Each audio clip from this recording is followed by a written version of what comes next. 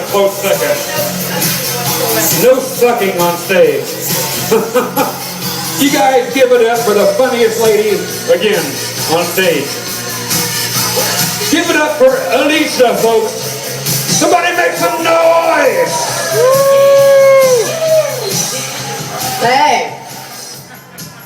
So, I'm here for my friend Cindi. Sweet Cindi, sexy Cindi, sassy Cindi, soon to be City Council Cindi. That's right. And okay, enough about her. Let's talk about me. Okay, yeah. I mean, there's only so much time in a day, and I gotta go to work. So here's the deal. So I am Alecia Sibio. I have been in Mesquite for 2 solid years. That's right. Just like doing time of a victim of a meaningless crime. But I do love Mesquite. I do. It's now my home, and I am just so thrilled to be here. You know, there's so many people here that came from like Mormon pioneer stock, and my family came from Mormon pioneer stock. My mother, in fact, came with the handcar companies across the plains. She's still pissed off about that to this day.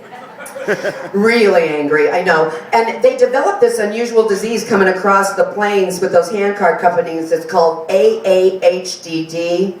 It's acquired adult humor deficit disorder. Yeah, they don't have a sense of humor at all. Not that side of the family anyway.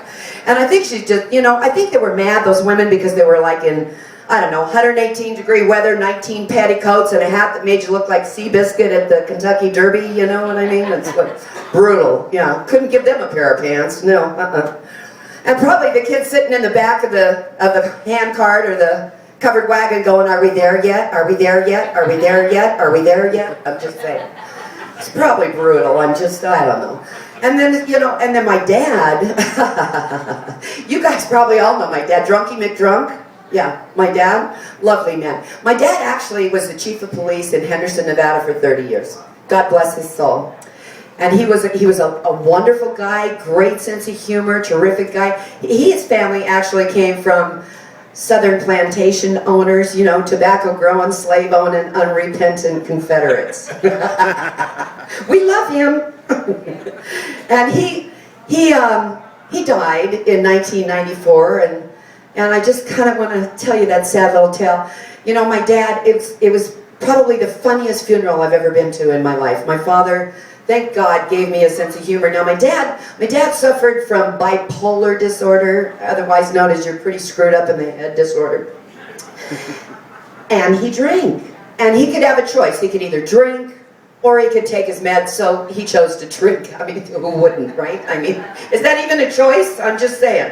Yeah, so my dad, when we got to the funeral, my brother and I, there was a lovely display of coffins and flowers to be made. We had to make that choice.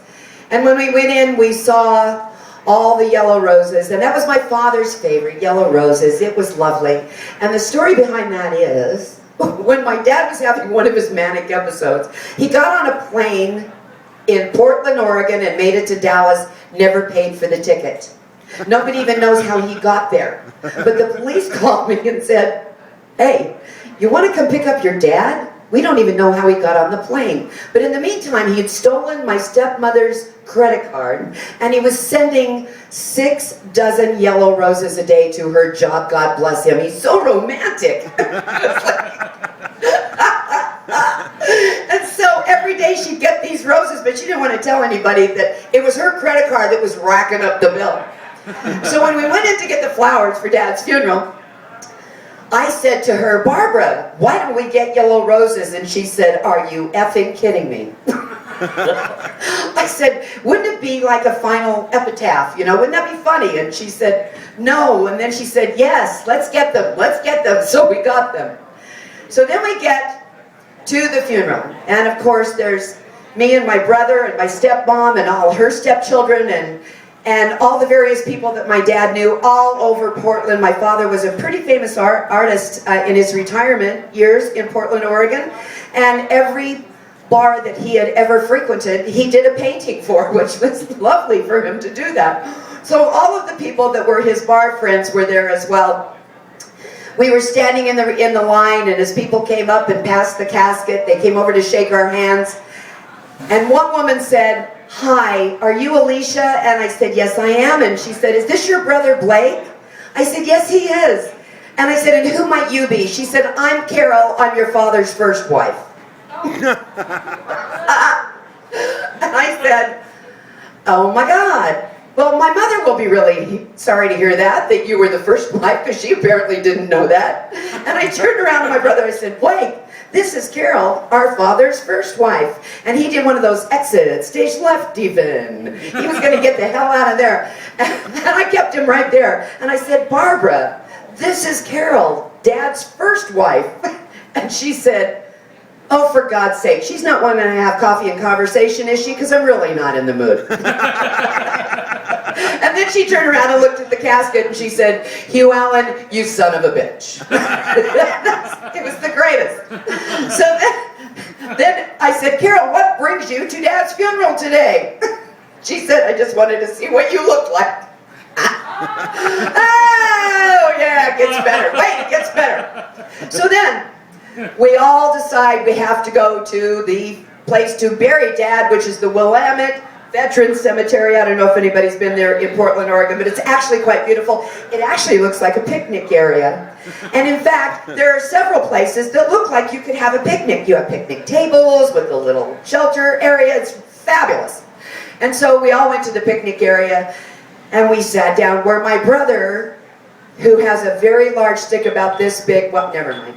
Anyway, my brother, who is a chaplain, did the formal ceremony, and he presented the flag to my stepmother, and it was all very lovely. And because he told us we were going to have a formal, military funeral, I'm thinking there's going to be the 51 gun salute, yada yada yada. Well, that never happens. Right after he performs the ceremony, he hands the flag to my stepmother. He then says to his buddy, "Hit it."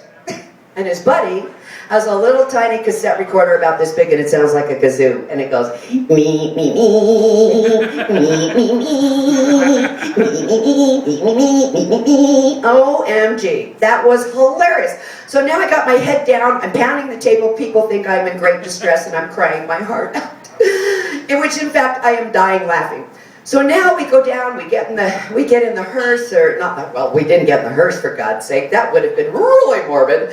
So then we got into the limo, and we go down the hill, and we all get out, and my brother says, "I'm going to say a prayer over Dad's grave." I said, "That's lovely."